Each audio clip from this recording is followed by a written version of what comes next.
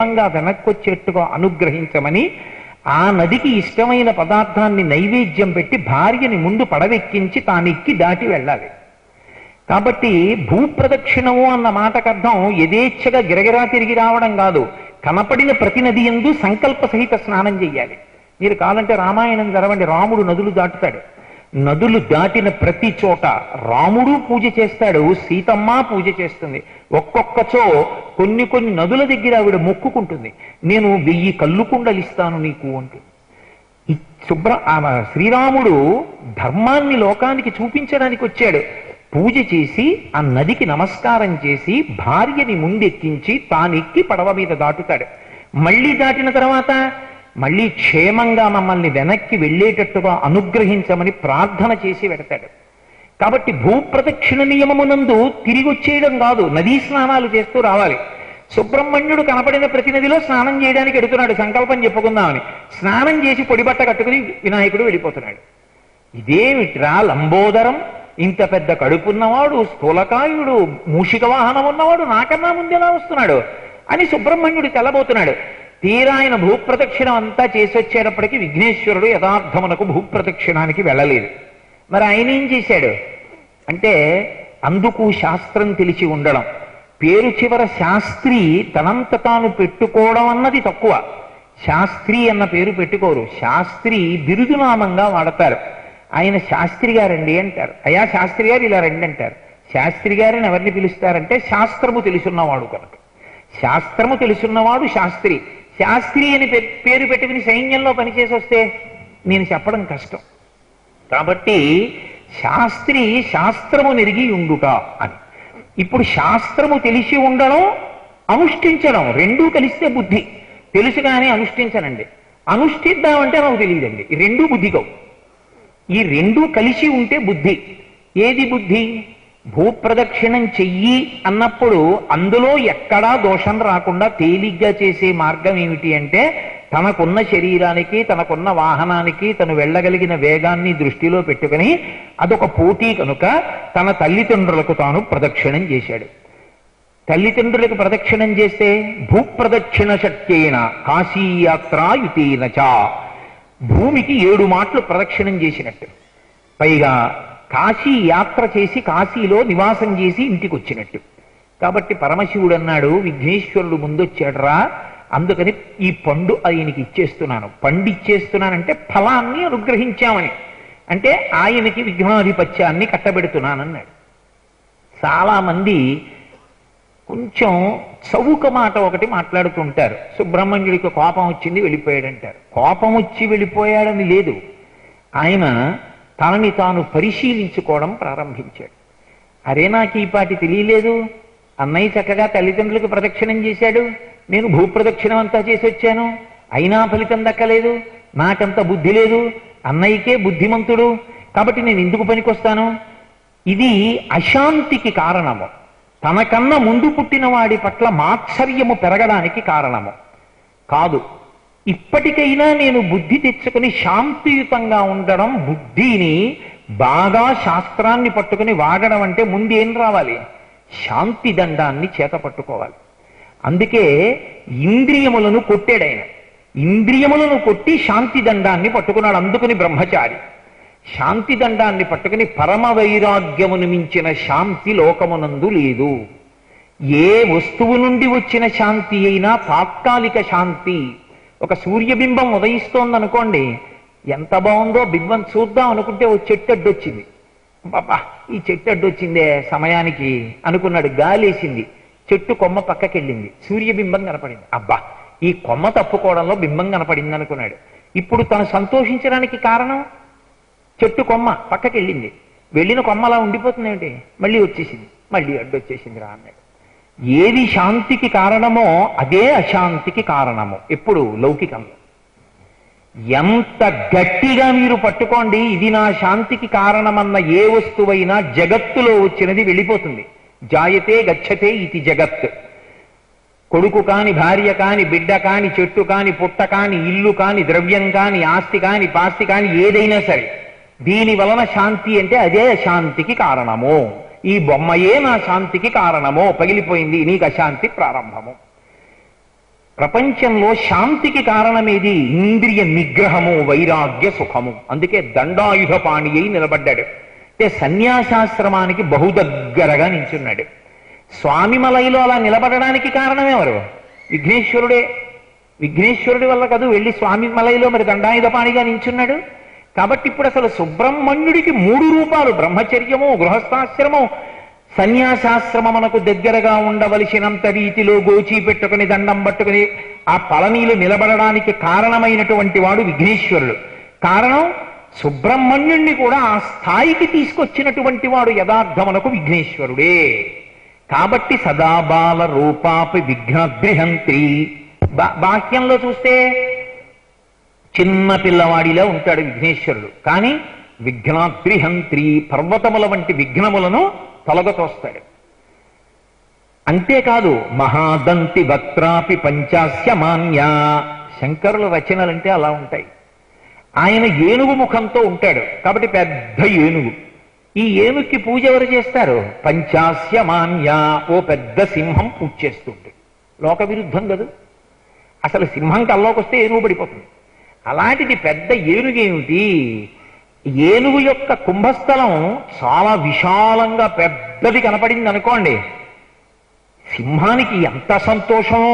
శాతనఖగ్రఖండితల సన్మజ కుంజర కుంభముక్త ముక్తా తతశైల అంటారు మహాభారతంలో. దూకి కుంభస్థలం మీద పంజాతో కొట్టి చీల్చి ముత్యాలు పైకి తీస్తుంది. కానీ మరి ఏనుక్కి సింహం పూజ చేయడం ఏమిటి అంటే, సజ్జోజాత అఘోర తత్పురుష వామదేవ ఈశానములనేటటువంటి 5 ముఖములు కలిగినటువంటి పరమశివుడికి పంచాస్యమని పేరు. సింహానికి పంచాస్యమని పేరు. 5 ముఖములు కలిగినటువంటి పరమశివుడికి సింహ సమానుడు కనుక ఆయనకి కూడా పంచాస్యమని పేరు. 5 ముఖములు ఉన్నటువంటి సింహము అని పేరు. 5 ముఖములు కలిగినటువంటి సింహస్వరూపి అయిన పరమశివుడు విఘ్నేశ్వరుడికి పూజ చేస్తాడు కొడుకైన. అదేమిటండి, కొడుకైతే మాత్రం శివుడు పూజ చేయడం ఎందుకు అంటే, నేను మీతో చెప్పాను కదా, కర్తవ్యతానిష్ట అని ఒక మాట ఉంటుంది. ఎవరి కర్తవ్యం వారి. ఒకానొకప్పుడు త్రిపురాసుర సంహారం చేయడానికి రథం ఎక్కి బయలుదేరాడు పరమశివుడు. మధ్యలోకి వెళ్ళిన తర్వాత ఇరుసు విరిగిపోయి, ఇదేమిటి యుద్ధానికి బయలుదేరితే ఇరుసు విరిగిపోయిందని తెల్లబోయాడు. ఓ, ఎంత నా కొడుకైనా విఘ్నం రాకుండా విఘ్నేశ్వరుడికి పూజ చేయడం మర్చిపోయాను, కాబట్టి విఘ్నేశ్వర పూజ చెయ్యాలని కొడుకుని కూర్చోబెట్టి విఘ్నేశ్వర పూజ చేశాడు. ఎందుకని? లోకానికి మార్గదర్శనం చేయించడానికి. వెంటనే మళ్ళీ రథం బయలుదేరింది, త్రిపురాసుర సంహారం అయింది. కాబట్టి తన తండ్రి అయిన పంచాస్యమైన సింహమైన పరమశివుడి చేత కూడా పూజింపబడువాడు. ఇక తమ్ముడైన సుబ్రహ్మణ్యుడి చేత పూజింపబడడంలో పెద్ద విచిత్రమే ఉంది. ఆయనకి నమస్కారం చేయకుండా తమ్ముడి వైభవం ఎలా ప్రకాశిస్తుంది? కాబట్టి సుబ్రహ్మణ్యుడికి నమస్కారం చేసే ముందు విఘ్నేశ్వరుడికి నమస్కారం చేయడం మరిచిపోవద్దు. కాబట్టి సదాబాల రూపాపి విఘ్నద్రిహంత్రి మహాదంతి వక్త్రాపి పంచాస్య మాన్య విధీంద్రాది మృగ్యా. ఇంద్రుడు, బ్రహ్మ మొదలైన వారి చేత కూడా పూజింపబడేటటువంటి వాడు. గణేశాభిధామే, గణపతి అని పేరు కలిగినటువంటి ఒక మహత్తత్వం ఒకటి ఉన్నది. ఆ మహత్తత్వం ఉన్నదే, అది నాకు సమస్త మంగళములను కటాక్షించుగాక అని శంకర భగవత్పాదులు సుబ్రహ్మణ్య భుజంగాన్ని ప్రారంభం చేశారు. ప్రారంభం చేస్తూ సుబ్రహ్మణ్య వైభవం చెప్పడంలో మొట్టమొదటే ఆయన ఒక మాట చెప్పారు. నజానామి శబ్దం నజానామి అర్థం నజానామి పద్యం నజానామి గద్యం చిదీకా షడాస్యా ముఖాన్ని సరంతే గిరశ్చాపి చిత్రం. పద్యం ఆ శ్లోకం పావు పాకినట్టే వెళ్ళాలి, ఆ చప్పుడు అలాగే రావాలి. అందుకే ఆయన అంత వైభవోపేతమైన శ్లోకాలు చేశారు మహానుభావుడు. తిరుచెందూరులో కూర్చుని చేసినటువంటి స్తోత్రం సుబ్రహ్మణ్య భుజంగం. ఎందుచేత అంటే అతి ప్రఖ్యాతి వహించినటువంటి క్షేత్రాలలో ఒకటి తిరుచెందూరు. సముద్రపుటొడ్డున వెలిసినటువంటి క్షేత్రం. ఆ సముద్రపు అలలు దేవాలయం వెనక గోడకి తగులుతుంటాయి. ఇప్పటికీ సుబ్రహ్మణ్యుని యొక్క అనుగ్రహము పరమ ప్రకటనంగా ఆవిష్కరింపబడుతూ ఉంటుంది. అక్కడ సముద్రం ఉంటుంది, ఇక్కడ ఒక బావి ఉంటుంది. అక్కడ సముద్రంలో స్నానం చేస్తే ఉప్పగా ఉంటుంది, ఇక్కడ బావిలో నీళ్లు తీసి పోసుకుంటే చల్లగా తీయగా ఉంటాయి. అక్కడ సముద్రమేమి, ఇక్కడ నుయ్యేమి, నూతినో నీళ్ళంతా తీయగా ఉండడం ఏమి. పక్కన నుయ్యి తవ్వారనుకోండి ఉప్పటి నీళ్లు పడతాయి. ఆ ఒక్క నుయ్యి ఎప్పుడు వచ్చిందో ఎవరికీ తెలియదు. ఆ ఒక్క నూతిలో నీళ్లు మాత్రం ఎప్పుడూ తీయగా ఉంటాయి. అక్కడ సుబ్రహ్మణ్యుడి గురించి చెప్తూ శంకరుడు ఒక మాట అంటున్నారు, నజానామి శబ్దం నజానామి అర్థం. నాకు శబ్దము తెలియదు. శబ్దము అన్న మాటకు అర్థం జాగ్రత్తగా అర్థం చేసుకోవాలి. శబ్దము వేరు, ధ్వని వేరు. ధ్వని అన్న మాటని ఒకచోట వాడాలి, శబ్దము ఒకచోట వాడాలి. అర్థముతో కూడి ఉంటే శబ్దము, అర్ధరహితమైతే ధ్వని. పసిపిల్లవాడు కుయ్ అంటాడు, దానికి అర్థం ఏమిటండి అన్నారనుకోండి, ఎవ్వరికీ తెలియదు, దానికి అర్థం ఉండదు. అర్థము లేనటువంటిది ప్రకటనమైనటువంటి చప్పుడికి ధ్వని అని పేరు. అర్ధసహితమైతే శబ్దమని పేరు. శబ్దరాశి అని మొదటి పేరు దీనికి అంటే వేదానికి. వేదమునకు శబ్దరాశి అని పేరు. శబ్దము ఎప్పుడు వచ్చినా అర్థముతో కూడిన శబ్దము ప్రతిపాదించాలి అంటే రెండు ఒకదానితో ఒకటి ఉరుసుకుని ఘర్షణ కలిగితేనే శబ్దం వస్తుంది, లేకపోతే రాదు. అందుకే భారతీయ సంప్రదాయంలో సంగీతంలో ఏ వాద్య పరికరములను పడితే ఆ వాద్య పరికరములను మ్రోగించకూడదు. ఈశ్వరుడి రాజోపచారంలో అసలు వాడకూడదు. కొన్ని మాత్రమే రంధ్రీవాద్యములు, తంత్రీవాద్యములు అని ఉంటాయి. వేణు రంధ్రములతో కూడి ఉంటుంది, అది ఘర్షణకి లోనవుతుంది. ఆ ఊపిరి ఊదినప్పుడు బయటికి రావడంలో ఒరుసుకుని పైకొస్తూ ఉంటుంది. వీణ గోటి తీగకి పెనగి ఒరుసుకుని వస్తుంది శబ్దం. అలాగే వైలిన్ ఒక తీగ పెట్టి తీగ మీద రాపాడిస్తే వస్తుంది. మృదంగం వేళ్లతోటి తోలుతో కూడినటువంటి ఆ పరికరం మీద వాయిస్తే రెండిటికి మధ్య వచ్చిన ఘర్షణ చేత వస్తుంది. ఇవి మాత్రమే రాజోపచారాల్లో వాడాలి తప్ప పిడుగులు కాని, ఉరుములు కాని, పెద్ద పెద్ద ధ్వనులు కాని, అర్థం లేని ధ్వనులతో కూడుకున్న ఏ వాద్య పరికరాన్ని సనాతన ధర్మమునందు వాడకూడదు అని నిర్ణయం. కాబట్టి శబ్దము అంటే వేదము. నజానామి శబ్దం, నాకు వేదం తెలియదు. నజానామి అర్థం, ఇక నాకు వేదార్థం తెలిసే అవకాశం ఎక్కడుంది? శంకరులకు తెలియదా వేదం? శంకరులకి వేదం తెలియకపోవడం కాదు, నాకేం తెలుసు అనడం ఆయన వినయం. అందుకే పశుమాం సర్వజ్ఞ ప్రథిత కృపయా పాలయ విభో అంటారు శివానందలహరిలో. ఈశ్వర నాకేం రాదు, పశువుని, నువ్వు పశుపతివి. కాబట్టి పశుపతి ఏం చేయాలి? తన పశువుల్ని తాను చూసుకోవాలి. కాబట్టి ఇప్పుడు నా సంగతి ఎవరు చూడాలి? నువ్వు చూడాలి. చాలదా మనిద్దరికీ అనుబంధం? ఇది శంకర భగవత్పాదుల యొక్క భక్తి. అందుకే ఎక్కడ విద్య ఉంటుందో అక్కడ వినయం ఉండాలి. ఆ వినయము లేని విద్య పనికి మాలిన విద్య. అందుకే నజానామి శబ్దం నజానామి అర్థం నజానామి పద్యం. ఛందస్సుతో కూడుకున్నదైతే పద్యం ధారణకి యోగ్యతగా ఉంటుంది. అంటే దాన్ని మనసులో జ్ఞాపకం పెట్టుకోవచ్చు. పెద్ద పెద్ద వర్ణనలతో ఉండేదో ఒక అరణ్యాన్ని వర్ణిస్తున్నారు అనుకోండి, గుర్తు పెట్టుకున్నా పెట్టుకోకపోయినా పర్వాలేదు, అప్పుడు గద్యంతో ఉంటుంది. నజానామి పద్యం నజానామి గద్యం, నాకు పద్యము రాదు గద్యము రాదు. మరి సుబ్రహ్మణ్య భుజంగం ఎలా చెప్తున్నారు మీరు? చిదే కాషడాస్యా ముఖాన్ నిస్సరంతే గిరశ్చాపి చిత్రం. నాలో ఉన్నటువంటి చైతన్యం ఉన్నదే అది చిదే కాషడాస్య, 6 ముఖములతో కూడినటువంటి సుబ్రహ్మణ్యుడు. 6 ముఖములతో కూడిన సుబ్రహ్మణ్యుడంటే మూలాధార చక్రం దగ్గర నుంచి పైకి లేస్తున్నటువంటి వాయువు సర్పముఖంగా ఉండి ఊర్ధ్వముఖ చలనం చేసినటువంటి సర్పం. ఈ ఊర్ధ్వముఖ చలనం చేసి సహస్రారం దగ్గరికి వెళ్ళి వెనక్కి వచ్చి గాలి నాలుక చేత నొక్కబడి సొట్టలుబడి పదములై వాక్యములై బయటికి వస్తోంది. ఇది లోపల ఉన్న చైతన్యము ప్రకాశించింది. నేను ఒక్క నమస్కారం చేసినంత మాత్రం చేత లోపల ఉన్నటువంటి చైతన్యము చిదే కాషడాస్య, 6 ముఖములు కలిగినటువంటి సుబ్రహ్మణ్య స్వరూపమై విజృంభించింది లోపల. ముఖాన్ నిస్సరంతే, ముఖంలోంచి బయటికి వస్తోంది. సంస్కృతంలో ముఖానికి నోటికి 2 మాటలు లేవు. అందుకే ముఖము అన్న నోరే, వదనం అన్న నోరే. వదనం అన్న ముఖమే, ముఖం అన్న ముఖమే. సంస్కృతంలో ముఖం వదనం ఈ 2 నోటికి కూడా అన్వయం అయిపోతాయి. ముఖాన్ నిస్సరంతే, నా నోట్లోంచి లోపల నుంచి పైకి విజృంభించినటువంటి ఆ స్తోత్రము పైకి ఛందోబద్ధంగా వస్తోంది. నేను రచించినది కాదు, సుబ్రహ్మణ్యుని యొక్క అనుగ్రహము కవితారూపమై పైకి పెళ్ళుబుకింది. ముఖాన్నిస్సరంతే గిరశ్చాపి చిత్రం. ఈ వాక్కులు చిత్రం, దానికి ఆధారము ఈ శరీరం అయింది. ఈ శరీరమును ఈశ్వరుడు ఎందుకు ఎంచుకున్నాడు సుబ్రహ్మణ్యుడు? ఒక్క నమస్కారము చేత ప్రీతి పొందాడు. ఇది ఆయన యొక్క సౌలభ్యము, ఆయన యొక్క అనుగ్రహము. ఏం చేస్తే పలికించాడు ఇంత గొప్ప భుజంగాన్ని? ఇది చేస్తే పలికించలేదు, అనుగ్రహించి పలికించాడు. అనుగ్రహించడానికి కారణం నా చేతకానితనమే. అందరికన్నా అమ్మ ఎవరి గురించి 1000 కళ్ళతో చూసుకుంటుంది? ఏమీ తెలియని పసిపిల్లవాడినే చూసుకుంటుంది.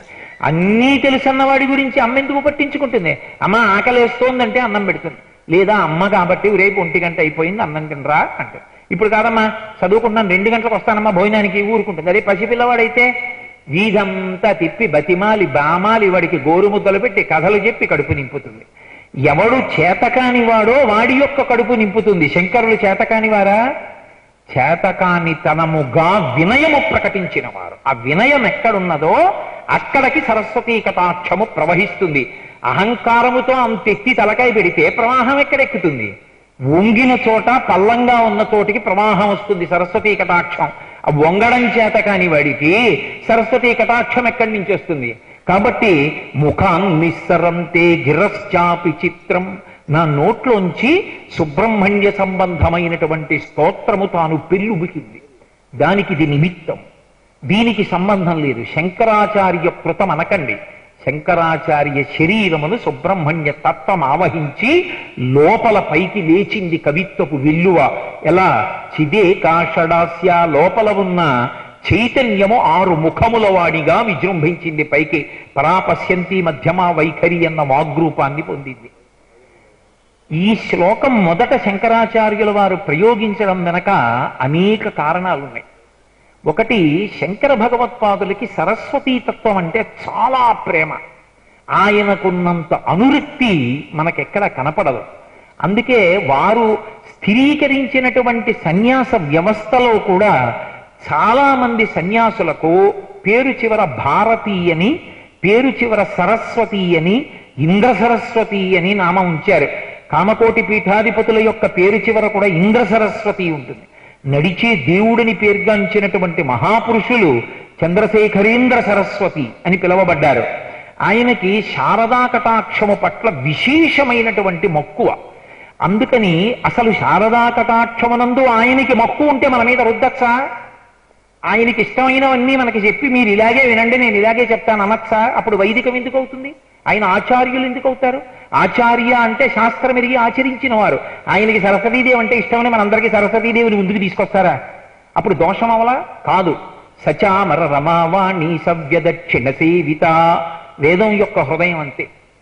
కుడి చేతి వైపు సరస్వతీదేవి ఉంటుంది, ఎడం పక్కన లక్ష్మీదేవి ఉంటుంది. కుడి చేతి వైపు ఏది ఉందో దానికన్నా ఎడం చేతి వైపు ఉన్నది కొద్దిగా తక్కువ. అంటే నా ఉద్దేశ్యం సరస్వతీదేవి కన్నా లక్ష్మీదేవి తక్కువని కాదు. సరస్వతీదేవి లేని లక్ష్మీదేవి భయకారకమవుతుంది. కోట్ల ఆస్తుంది, లెక్క రాదు, 3 అంకెలు కూడుకోవడం రాదు, సంతకం పెట్టడం రాదు, ఎప్పుడూ భయమే. ఏం చేద్దామన్నా భయమే. ఉండి సుఖపడడం, దేని కొరకు ఖర్చు పెట్టాలో, దేని వల్ల తరిస్తాడో, దేనికి దానం ఇవ్వాలో ఏమీ చేత కాదు. సరస్వతీ కటాక్షం ఉంది, వాడికి అక్కర్లేకుండానే, వాడు అడగకుండానే లక్ష్మీ కటాక్షం వస్తుంది. నాకేం కారుండి కారులో వస్తున్నానా సభకి? ఉపన్యాసం చెప్తున్నాను కాబట్టి వస్తున్నాను. కాబట్టి ఎక్కడ సరస్వతీ కటాక్షము కించిత్తైనా ఉంటుందో అక్కడ లక్ష్మీ కటాక్షము ఉంటుంది. విద్వాన్ సర్వత్ర పూజ్యతే. వాడు ఒకవేళ ఇంటి నుంచి పలహారం తెచ్చుకోవడం మర్చిపోయి రైలు ఎక్కేసినా ఎవడో ఓడు గుర్తుపట్టి నమస్కారం పెట్టి తాను తెచ్చుకున్న అరటిపళ్ళలో 2 అరటిపళ్ళు ఇస్తాడు. అవి తిని పడుకోవచ్చు. బాగా డబ్బు ఉందనుకోండి, ఎక్కడో రైలు ఎక్కేసిన తర్వాత అది మళ్ళీ 3 గంటల తర్వాత ఆగుతుందంటే 9 గంటలకు ఎక్కిన రైలు 12 గంటలకు ఆగితే మాత్రం కటిక చీకట్లో నీకేం దొరుకుతుందని కొనుక్కుంటావు డబ్బెట్టి. అది సరస్వతీ కటాక్షం అయితే లక్ష్మి అనుగ్రహించకపోవడం ఉండదు. అందుకే లక్ష్మీ కటాక్షము కుడి చేతి వైపు ఉంచి సరస్వతీ కటాక్షం ఎడమ చేతి వైపు ఉంచుతారు. అందుకని సచామర రమావాణి సవ్య దక్షిణ సేవిత. ఈ సరస్వతీ కటాక్షం ఏం చేయాలి? వైరాగ్యమునకు కారణమై శారద శారద సారమైనటువంటి వస్తువుని ఇవ్వగలిగినదై ఉండాలి. అప్పుడు జన్మ సిద్ధిస్తుంది, జన్మకి సార్థక్యం లభిస్తుంది. చిరంజీవన్నేవ క్షపిత పశుపాశ వ్యతికర పరానందాభిక్యం రసయతి రసం తద్భజనవాన్ అంటారు శంకరులు సౌందర్యలహరిలో. ఎంతకాలం బ్రతికావన్నది కాదు, పండావా అన్నది ప్రధానం. ఆ పండడం అన్నది సరస్వతీ కటాక్షం వల్ల లభిస్తుంది. కాబట్టి శంకర భగవత్పాదుల యొక్క ప్రతిపాదన ఏమి అంటే సుబ్రహ్మణ్యానుగ్రహము ప్రప్రథమముగా ఇచ్చేదేదే సరస్వతీ కటాక్షం ఇస్తుంది. సుబ్రహ్మణ్యుని యొక్క ఆరాధన ఎక్కడ జరుగుతుందో అక్కడ సరస్వతీ కటాక్షము ఉండి తీరుతుంది. సరస్వతీ కటాక్షము లేకపోవడం ఉండదు. సరస్వతీ కటాక్షం ఉన్న చోట లక్ష్మీ కటాక్షం ఉంటుంది. మరి ఏమండి చాలా చోట్ల సరస్వతి లక్ష్మీ ఓ చోట ఉండరంటారు? అదో అఘాయిత్య పాండిత్యం. ఆ మాట ఎందుకు వచ్చిందంటే శ్రీ మహావిష్ణువు యొక్క నాభికమలంలోంచి వచ్చిన వాడు బ్రహ్మగారు. బ్రహ్మగారి భార్య సరస్వతీదేవి. కాబట్టి లక్ష్మీదేవి సరస్వతీదేవి అత్తా కోడళ్ళు. అత్తా కోడళ్ళు ప్రేమగా బతకడం మనకి చేత కాదు కాబట్టి ఇది పట్టుకెళ్ళి వాళ్ళిద్దరికీ కూడా పెట్టి సరస్వతీ లక్ష్మి ఓ చోట ఉండరన్నాం. వాళ్ళిద్దరూ మనకి నేర్పుతారు, కలిసి ఉండండిరా, కోడల్ని కూతురుగా చూడడం నేర్చుకోండిరా అని. అది మానేసి వాళ్ళు ఉండరని అఘాయిత్యం పాండిత్యంతో తీర్పులు చెప్పడం తప్పు. అటువంటి మాటలు అసలు అనకూడదు. కాబట్టి సరస్వతీ కటాక్షం అన్న చోట లక్ష్మీ కటాక్షం ఉండి తీరుతుంది. లక్ష్మీ కటాక్షము సరస్వతీ కటాక్షమునకు కారణము కావాలని కోరుకోవాలి కూడా. కాబట్టి సరస్వతీ కటాక్షాన్ని శంకర భగవత్పాదులు సుబ్రహ్మణ్యుని యొక్క ఆరాధన చేత తప్పకుండా పొందగలరు అని నిర్ధారించారు. అసలు సుబ్రహ్మణ్యుని యొక్క స్వరూపం నేను మీతో నిన్న మనవి చేశా. పంచాయతనంలో మూర్తిని ఉంచరు, ఉంచకుండా పూజ ఉంది. ఎలా? దీపంగానే వెలిగించిన దీపం, యజ్ఞకుండం, అందులోంచి వస్తున్నటువంటి అగ్ని, నీరాజనంలో వెలిగించినటువంటి జ్యోతి, ఇవన్నీ సుబ్రహ్మణ్య స్వరూపాలే. జ్యోతి ఎక్కడైనా ఉన్నది అంటే చీకటి పోతుంది. చీకటి పోయింది అంటే అజ్ఞానపు తిమిరములు విచ్చిపోయే. అందుకే మీరు ఎక్కడైనా సరే సుబ్రహ్మణ్యుని యొక్క వైభవాన్ని పరిశీలించండి. ఎక్కడెక్కడ సుబ్రహ్మణ్యానుగ్రహం ఉంటుందో అక్కడక్కడ అంతా కూడా సరస్వతీ కటాక్షమే ఉంటుంది. ఆ సరస్వతీ కటాక్షము కూడా ఎటువంటిదై ఉంటుంది అంటే ఏదో అర్థం పర్థం లేని పాటలు, అర్థం పర్థం లేని కవిత్వం రాయడం కాదు. ధృనోతుద్భంతం నస్తులిత దళితేందీవరవనం ఘన స్నిగ్ధ సులక్షణం చికుర నికురంబం తవ శివే యదీయం సౌరభ్యం సహజముపలబ్ధం సుమనసో వసంతస్మిన్ మన్యే బలబధన వాటి విటపినాం అంటారు శంకరులు. అసలు శంకర భగవత్పాదులు సౌందర్యలహరిలో ఏ శ్లోకానికి ప్రారంభంలోనే ఫలశ్రుతి చెప్పినటువంటి విశేషం లేదు. ఒక్క అమ్మవారి కబరీ బంధానికి చెప్పారు. ధునోతుద్భాంతం, అజ్ఞానపు చీకట్లు విచ్చిపోతాయి అమ్మవారి యొక్క కబరీ బంధాన్ని చూస్తే. అంతటి సరస్వతీ కటాక్షం, ఎటువంటి జ్ఞానాన్ని, ఆ కొప్పు ఎంత గొప్పదో చెప్తారు శంకరాచార్యుల వారు. అటువంటి తల్లి, అటువంటి సరస్వతీ కటాక్షం సుబ్రహ్మణ్యానుగ్రహంలో వస్తుంది అని చెప్పడానికి ఎన్ని ప్రబల సాక్ష్యములు ఉన్నాయి లోకంలో. ఒకటి రెండు కాదు, ఎన్ని సాక్ష్యములు. అందుకే మీరు చూడండి, సాధారణంగా సుబ్రహ్మణ్యుని యొక్క ఆరాధన చేసినటువంటి కుటుంబాల్లో పుట్టినటువంటి వాళ్ళకి